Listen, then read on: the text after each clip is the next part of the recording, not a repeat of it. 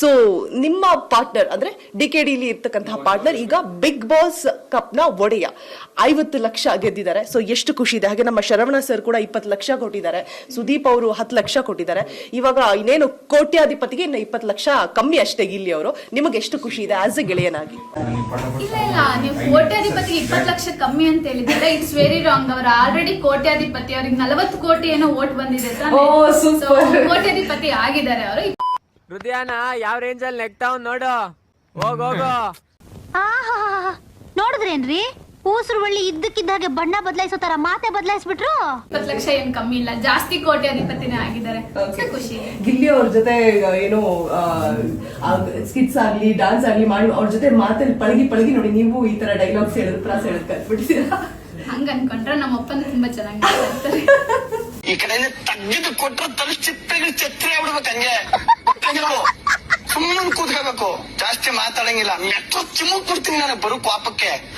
ಇನ್ನೊಂದು ಸಿಕ್ಕಾಪಟ್ಟೆ ಚರ್ಚೆ ಆಗ್ತಾ ಇದೆ ಸೋಷಿಯಲ್ ಮೀಡಿಯಾ. ಇಲ್ಲಿ ಬಡವ ಅಲ್ಲ, ಬಡವಂತರ ವೇಷ ಧರಿಸ್ಕೊಂಡು ಬಿಗ್ ಬಾಸ್ ಮನೆಯಲ್ಲಿ ಕಪ್ ಗೆದ್ಕೊಂಡು ಬಂದಿದ್ದಾರೆ ಅಂತ ಹೇಳ್ಬಿಟ್ಟು. ಬಟ್ ನಾನು ಅವ್ರ ಊರ್ಗ್ ಹೋದೆ, ಅವ್ರ ಅಪ್ಪ ಅಮ್ಮನ್ ಮಾತಾಡ್ತೆ, ಸರ್ವೆ ಮಾಡಿದಾಗ್ಲೂ ಕೂಡ ಅವ್ರು ಹೇಗೆ ಮಿಡಲ್ ಕ್ಲಾಸ್ ನ ಬಂದಿದ್ದು ಅಂತ ಗೊತ್ತಾಗುತ್ತೆ. ಸೊ ನೀವ್ ಏನಾದ್ರೂ ಹೇಳಕ್ ಇಷ್ಟಪಡ್ತೀರಾ? ಬಿಕಾಸ್ ಗಿಲ್ಲಿನ ತುಂಬಾ ಹತ್ತಿರದಿಂದ ನೋಡಿದೀರಾ.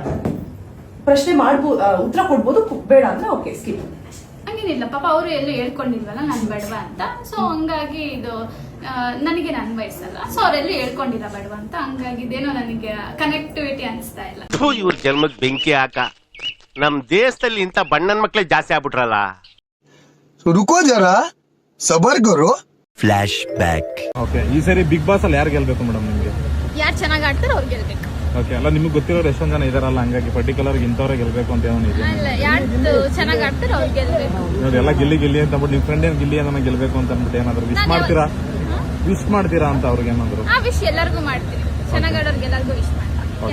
ನೀನಿದೆಯಲ್ಲ ನೀನು ಈ ಸಿನಿಮಾ ನಟಿ ಪಂಡ್ರೆ ಬಾಯಿಗಿಂತ ಓವರ್ ಆಕ್ಟಿಂಗ್ ಮಾಡಬೇಡ, ಸಾಯ್ಸಾಕ್ಬಿಡ್ತೀನಿ ಮುದ್ಗೆ.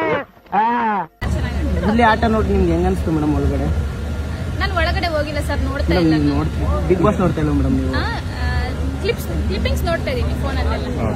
ಮಾಡ್ದವ್ರ ಪಾಪ ಆಡ್ದವ್ರ ಬಾಯಲ್ಲಿ ಆಪತ್ ಬಾಂಧವ, ದಯವಿಟ್ಟು ನೀವು ಸ್ವಲ್ಪ ಬುದ್ಧಿ ಕೊಡಪ್ಪ. Super super. And finally big boss ಅನ್ನುವಂಥದ್ದು ತುಂಬಾ ಈ ನಿಮ್ಮಂತ ಕಲಾವಿದರಿಗೆ ಒಳ್ಳೆ ವೇದಿಕೆ ಆಗಿರುತ್ತೆ. ಸೊ ಇನ್ ಕೇಸ್ ನಿಮ್ಗೆ ಬಿಗ್ ಬಾಸ್ ಇಂದ ಕರೆ ಬಂದ್ರೆ ನೆಕ್ಸ್ಟ್ ಸೀಸನ್ ಅಲ್ಲಿ ಹೋಗ್ತೀರಾ? ಗೊತ್ತಿಲ್ಲ, ಅವಾಗ ದೇವರ ಆಶೀರ್ವಾದ ಏನಿರುತ್ತೆ, ನನ್ನ ಹಣೆ ಬರದಲ್ಲಿ ಏನ್ ಬರ್ತಿರುತ್ತೆ ಅವಾಗಿಂದ ಅವಾಗ ಯೋಚನೆ ಮಾಡ್ತೀನಿ. ನಾನು ತುಂಬಾ ಫ್ಯೂಚರ್ ಬಗ್ಗೆ ಯೋಚನೆ ಮಾಡಲ್ಲ. ಇವತ್ತಿಂದ ಇವತ್ತಿಗೆ, ನಾಳೆದ್ ನಾಳೆಗೆ. ಸೊ ಹಂಗಾಗಿ ಅದ್ರ ಬಗ್ಗೆ ಏನ್ ಯೋಚನೆ ಮಾಡಿಲ್ಲ. ಬರೀ ಡೌಗಳು ನಿಂದು. ಈ ಕಣ್ಣಲ್ಲಿ ಇನ್ನೀ ಏನೇನ್ ನೋಡ್ಬೇಕೋ ಕಾಣೆ. ಇಷ್ಟು ಹೇಳಕ್ ಇಷ್ಟಪಡ್ತೀನಿ. ಓಕೆ ಫ್ರೆಂಡ್, ಬಾಯ್. ಮತ್ತೆ